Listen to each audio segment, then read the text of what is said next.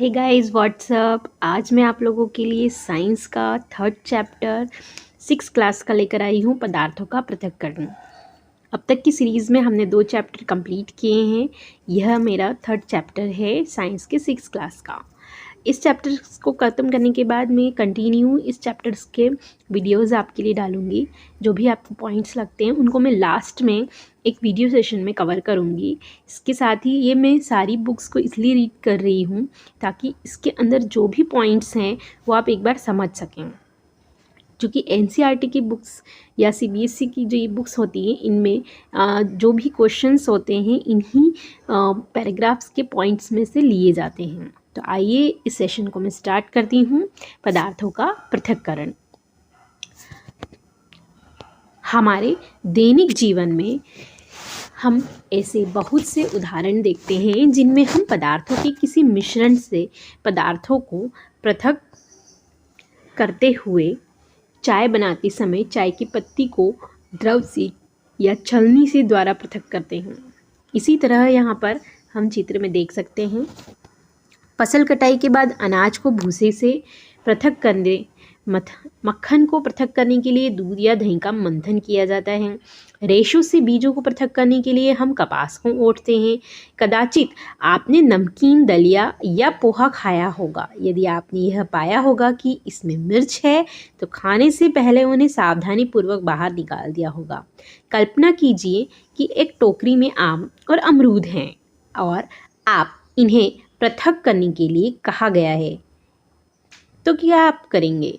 इसके लिए आप एक प्रकार के फलों को उठाकर किसी पृथक बर्तन में रख देंगे। क्या यह सही है? ऐसा करना सरल प्रतीत होता है, परंतु यदि पृथक किए जाने वाले पदार्थ आम या अमरूद की तुलना में बहुत छोटे हों तो उन्हें पृथक करने के लिए क्या करना होगा? कल्पना कीजिए, यदि आपको रेत और नमक के मिश्रण से भरा कोई गिलास दिया जाता है तो मिश्रण से रेत के कणों को हाथ से बीनकर पृथक करने की सोचना भी असंभव है। परंतु यहाँ पहली कुछ जानना चाहती है कि ऐसे पदार्थों को पृथक करने की हमें आवश्यकता ही क्यों होती है। जैसे यहाँ पर चित्र में बताया गया है, दूध या दही का मंथन करते हुए। क्रियाकलाप 1 की बात करते हैं।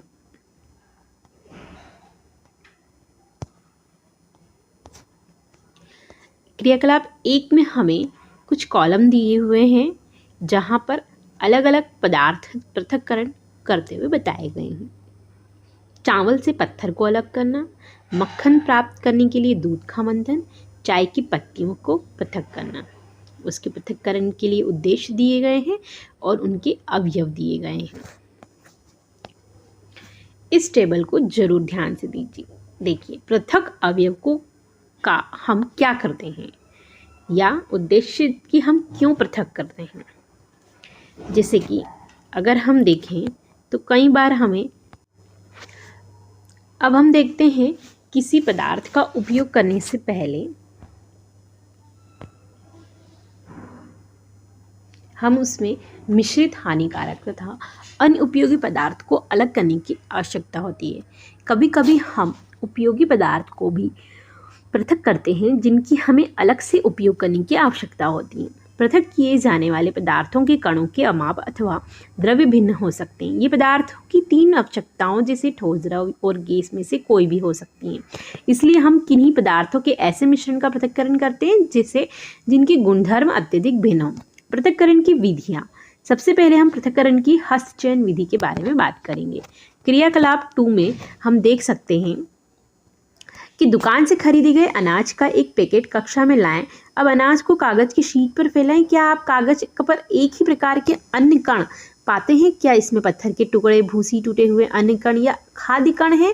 अब आप अपने हाथ से पत्थर के टुकड़े, भूसे, अन्य कण को अलग कीजिए। हस्तचयन की विधि का उपयोग गेहूँ, चावल, दालों से कुछ बड़े मिट्टी के कण, पत्थर तथा भूसे को पृथक करने में किया जाता है। ऐसी अशुद्धियों की मात्रा प्रायः बहुत अधिक नहीं होती है। ऐसी स्थितियों में हस्तचयन द्वारा पदार्थों को पृथक करना एक सुविधाजनक विधि लगती है। थ्रेशिंग। आपने खेत या खलिहानों में गेहूं या चावल की सूखी डंडियों के गट्ठर देखे होंगे। सूखे पौधे से अनाज को अलग करने से पहले धूप में सुखाया जाता है। प्रत्येक सूखे पौधे की डंडी पर अन्य कण लगे होते हैं। खेतों में रखे सैकड़ों गट्ठरों पर लगे अन्य कणों की संख्या की कल्पना कीजिए। किसान अन्य कणों को सूखे पौधों के इतने गट्ठरों से अनाज को कैसे पृथक करते होंगे। आमों तथा अमरूदों को वृक्ष से तोड़ा जा सकता है, परंतु अन्य कण आम और अमरूद की तुलना में बहुत छोटे होते हैं, इसलिए उनकी डंडियों से तोड़ना असंभव है। अन्य कणों को उनकी डंडियों से कैसे पृथक करें।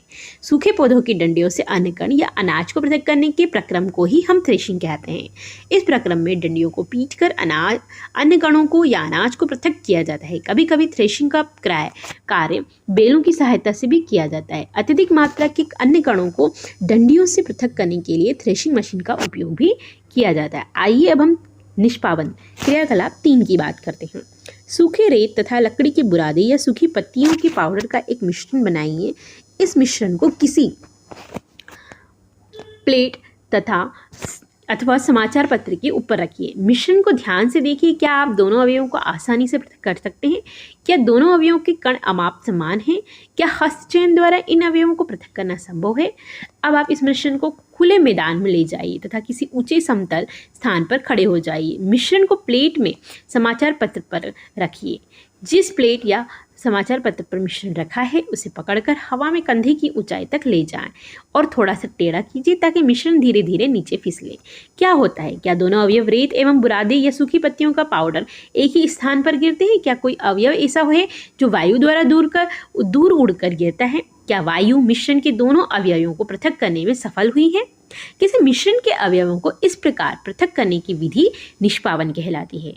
निष्पादन का उपयोग पवनों अथवा वायु के झोंकों द्वारा मिश्रण से भारी तथा हल्के अवयवों को पृथक करने में किया जाता है।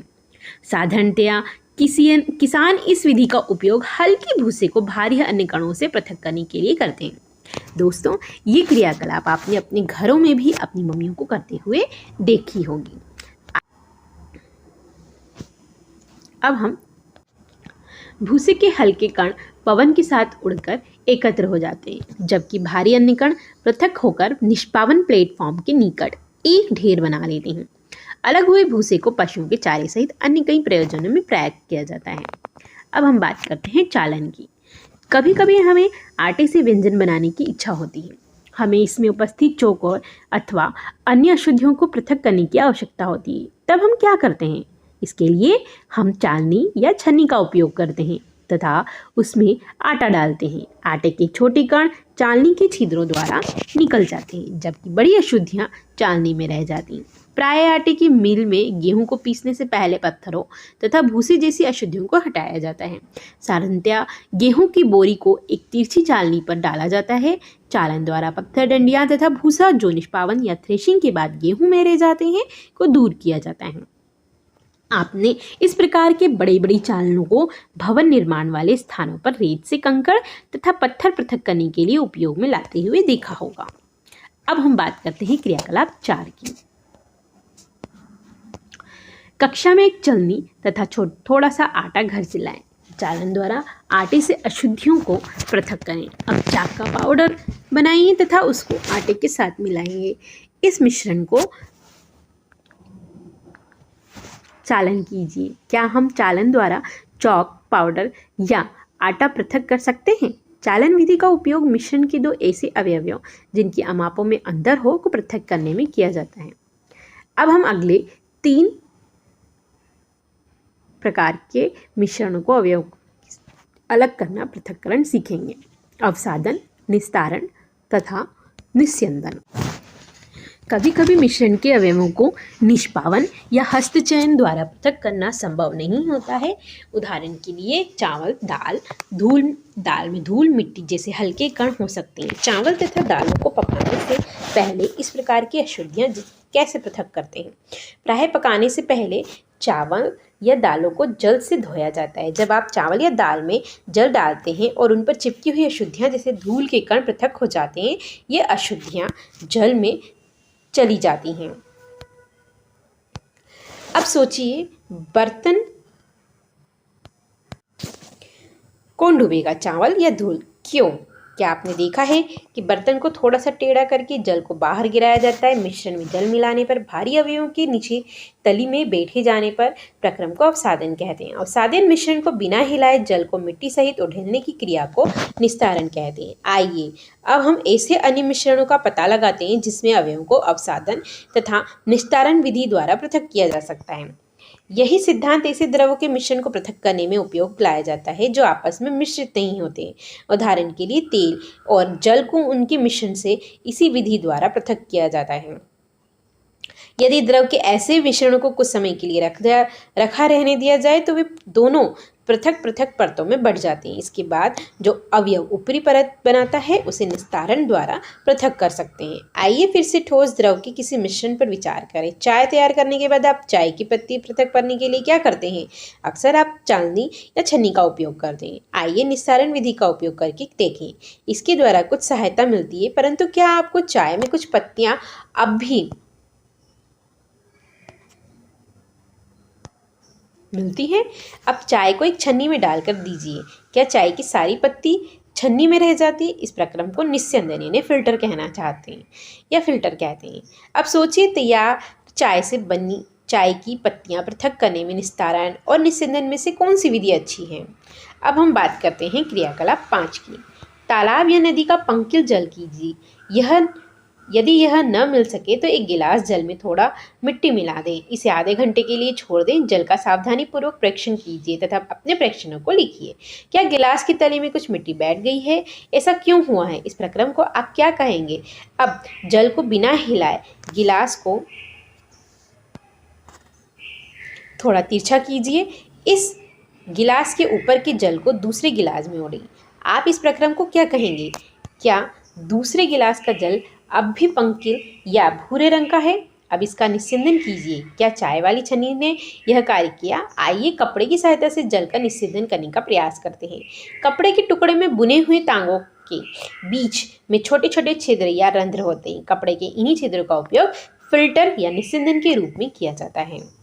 यदि जल अब भी गंदा है, अशुद्धियों को फिल्टर पत्र द्वारा निस्यंदन कर सकते हैं। इसमें हम छोटे छोटे रंध्र देख सकते हैं। फिल्टर पत्र एक ऐसा निस्यंदक होता है जिसमें अत्यंत सूक्ष्म छिद्र होते हैं। चित्र में हमें 3.9 में दिखाया गया है कि फिल्टर पत्र को किस तरीके से यूज़ करना है। यह गोलाकार होता है। इसे काट के और थोड़ा सा तिरछा घुमाकर कोण का आकार दिया जाता है और फिर इसे किसी बीकर में लगाया जाता है। अब हम देखते हैं आगे। साधारणतया फलों तथा सब्जियों के रस को पीने से पहले उन से बीजों तथा ठोस कणों को पृथक किया जाता है। अब हम क्रियाकलाप 6 की बात करते हैं। एक बीकर में थोड़ा सा जल लेकर उसमें 2 चम्मच नमक डालें। उसे अच्छी तरह से हिलाएं। क्या आप जल के रंग में कोई परिवर्तन देखते हैं? हिलाने के बाद क्या आप बीकर में कोई नमक देखते हैं? नमक के जल से भरे बीकर को गर्म करें। जल को उबलकर उड़ने दें। बीकर में क्या बचता है? इस क्रियाकलाप में हमने मिश्रण से जल तथा नमक को पृथक करने के लिए वाष्पन की प्रक्रिया का उपयोग किया है। जल को उसके वाष्प में परिवर्तित करने की प्रक्रिया को ही हम वाष्पन कहते हैं। जहाँ पर जल होता है, वाष्पन की प्रक्रिया निरंतर होती रहती है। आपके विचार से नमक कहाँ से आता है? समुद्र के जल से अत्यधिक मात्रा में लवण मिश्रित होते हैं। इन्हीं लवणों में से एक लवण साधारण नमक है। जब समुद्र के जल को बड़े बड़े उथले गड्ढों में भरकर छोड़ दिया जाता है तो सूर्य के प्रकाश से जल गर्म होकर वाष्पन द्वारा धीरे धीरे वाष्प में बदल जाता है और कुछ समय बाद सारा जल वाष्पित होने के बाद हमें ठोस लवण नीचे बचे हुए दिखते हैं और यही ठोस लवण शोधन करके साधारण नमक में प्राप्त किया लिया जाता है, जैसा कि हम यहाँ पर चित्र में देख पा रहे हैं। पृथक्करण की एक से अधिक विधियों का उपयोग भी हम कई बार करते हैं। अब हम क्रियाकलाप 7 की बात करते हैं। रेत और नमक का मिश्रण लें। इसे आप कैसे पृथक करेंगे? हमने पहले भी देखा होगा कि हस्तचयन विधि इसके पृथक्करण के लिए व्यवहारिक नहीं होगी। इस मिश्रण को बीकर में रखें। इसमें कुछ जल मिलाएं। इसके बाद बीकर को कुछ समय के बाद एक और रख दें। क्या आप देखते हैं रेत बीकर की तली में बैठ जाता है? इसे निस्तारण या निस्यंदन यानी कि फिल्टर द्वारा अलग कर सकते हैं। निस्तारित द्रव में क्या है? क्या आप सोचते हैं कि इस जल में वही नमक है जो कि आरंभ में मिश्रण में था? अब निस्तारित द्रव से नमक व जल को पृथक करना है। इस द्रव को किसी केतली से भरकर इसका ढक्कन बंद कर दें। अब कुछ समय तक केतली को गर्म करें। क्या आप केतली की टोटी से भाप निकलते देखते हैं? एक धातु की प्लेट लीजिए जिस पर कुछ बर्फ लग दीजिए। प्लेट को केतली की टोटी के ठीक ऊपर पकड़िए, जैसा कि यहाँ पर चित्र में हम देख पा रहे हैं। केतली के सारे जल को भाप में बदल देने के बाद जब बर्फ से ठंडी की गई प्लेट के संपर्क में आती है तो वह संघनित होकर द्रव जल में बन जाता है। प्लेट के नीचे से बूंद बूंद होकर नीचे गिरने वाला यह जल संघनन द्वारा भाप बनाता है। जल वाष्प से उसकी द्रव अवस्था में परिवर्तित होने की प्रक्रिया को हम संघनन कहते हैं। क्या आपने कभी जिस पात्र में दूध को थोड़ी देर पहले उबाला गया था उस पर ढकी प्लेट पर संघनित जल की बूंदों को देखा है? यह हम आमतौर पर घरों में देखते हैं। जब सारा जल वाष्पित हो जाता है तो फिर केतली में पीछे क्या छूट जाता है? इस प्रकार के हमने मिश्रण से नमक, रेत, जल का निस्तारण, निस्यंदन, वाष्पन और संघनन विधि का उपयोग किया और इनको अलग किया। पहली को रेत से नमक की पुनः प्राप्ति की समस्या है। उससे नमक के संपूर्ण पैकेट को रेत की थोड़ी मात्रा में मिलाया था और फिर उसने क्रियाकलाप 7 में जो सुझाई गई विधि है उससे पुनः प्राप्त करने का प्रयास किया, परंतु उसने यह पाया कि वह तो लिए गए नमक के केवल थोड़े भाग की ही पुनः प्राप्ति कर पाई। उसमें क्या त्रुटि हुई होगी, क्या आप जान सकते हैं? क्या जल किसी पदार्थ की कितनी भी मात्रा को घोल सकता है? क्रियाकलाप 8, 9 और 10 में हम यही देखेंगे। संतृप्त, असंतृप्त शब्द क्या हैं, इनमें क्या बताया गया है? सबसे पहले हम क्रियाकलाप 8 की बात करते हैं। इस कार्य के लिए आपको एक बीकर, गिलास, 1 चम्मच नमक, जल की आवश्यकता होगी। आधा कप जल बीकर में उड़ेलिए, 1 चम्मच नमक इसमें डालकर तब तक इसको विलोडित करना है, यानी हिलाना है जब तक कि पूरी तरह से घुल न जाए। अब फिर 1 चम्मच नमक डालिए, भली भांति उसको फिर से हिलाइए, विलोडित कीजिए। इसी प्रकार 1-1 चम्मच करके नमक मिलाते जाएं, हिलाते जाएं। विलोडित करना मतलब इस मिश्रण को घोलना होता है। कुछ चम्मच नमक भर मिलाने के बाद क्या आप पाते हैं कि विलय में अविलय हो चुका है नमक। अब वो बीकर की तरी में बैठा जा रहा है, अब वो नहीं घुल पा रहा है। यदि हाँ तो इसका अर्थ यह है कि अब इस जल में अधिक नमक नहीं घुल सकता और यही स्थिति विलयन की संतृप्त कहलाती है, जिसे हम विलयन, संतृप्त विलयन कहते हैं। यहाँ एक संकेत है जो यह बताता है कि उस समय संभवतः क्या गलत हुआ जब पहली ने रेत में अधिक मात्रा में मिले नमक की पुनः प्राप्ति का प्रयास किया। कदाचित नमक की मात्रा संतृप्त विलयन बनाने के लिए आवश्यक मात्रा से बहुत अधिक थी। अविलय नमक रेत के साथ मिला रह गया है, जिसे पुनः प्राप्ति नहीं किया जा सकता। वह अधिक मात्रा में जल का उपयोग करके अपनी समस्या हल कर सकती थी। कल्पना कीजिए उसके पास मिश्रण में सारे नमक को घोलने के लिए पर्याप्त मात्रा में जल नहीं है। क्या किसी अन्य उपाय द्वारा जल की उसी मात्रा में संतृप्त विलयन बनने से पूर्व पहले से अधिक नमक घोला जा सकता है? अब हम क्रियाकलाप 9 की बात करते हैं। बीकर में कुछ जल लें, उसमें तब तक नमक मिलाएं जब तक कि वो नमक घुल ना सके। इस प्रकार हमें नमक का संतृप्त विलयन प्राप्त होगा। संतृप्त विलयन में कम मात्रा में नमक मिलाएं और इसे गर्म करें। आप क्या पाते हैं? बीकर के तले में वाले नमक का क्या हुआ? क्या आप यह घुला हुआ देख पा रहे हैं? यदि हाँ तो क्या इस विलयन को गर्म करने पर इसमें और अधिक नमक घोला जा सकता है?